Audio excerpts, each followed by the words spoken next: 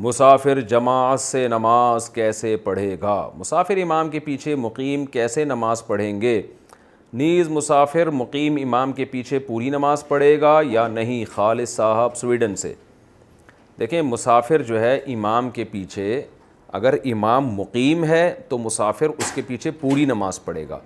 اور اگر امام بھی مسافر ہے تو جیسے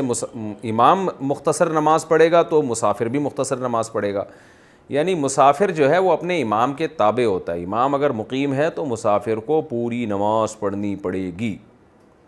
سفر میں سنتیں پڑھیں یا صرف فرض پڑھیں؟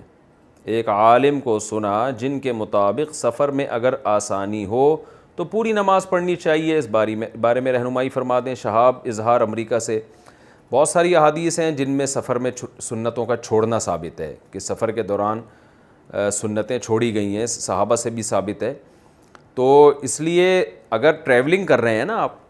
تو چونکہ اس میں عام طور پر انسان پریشانی میں ہوتا ہے، جلدی میں ہوتا ہے، تو ایسے موقع پہ سنت مؤکدہ چھوڑ دی جائیں، سوائے فجر کی 2 سنتوں کے،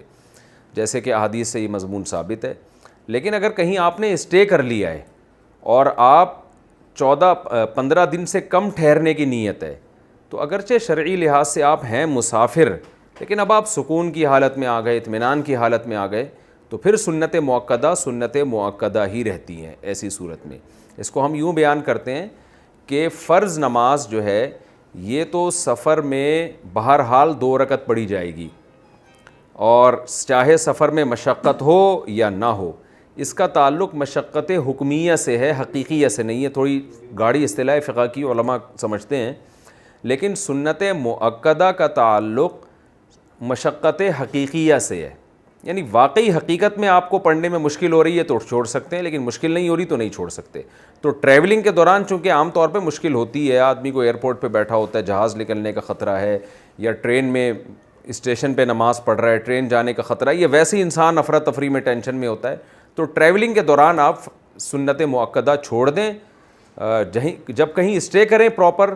سکون کی حالت میں آ جائیں تو پھر سنت مؤکدہ پڑھیں، سوائے فجر کی 2 سنتیں، اور وطر وہ احناف کے ہاں واجب ہے، کیونکہ نبی صلی اللہ علیہ وسلم کی صحیح حدیث موجود ہے، ان اللہ زادکم صلاۃ علی وہی الوطر، اللہ نے ایک اور نماز کا اضافہ کیا اور وہ وطر ہے۔ تو اضافے سے بظاہر تو یہ لگتا ہے کہ 6 نمازیں فرض ہو گئیں، لیکن 5 نمازوں کی فرضیت کی دلیل چونکہ تواتر سے ثابت ہے، اس لیے وطر کو فرض سے کم مقام دیا گیا، لیکن بہرحال ہے وہ بھی ضروری۔ واجب کی ٹرم، واجب اس کی اصطلاح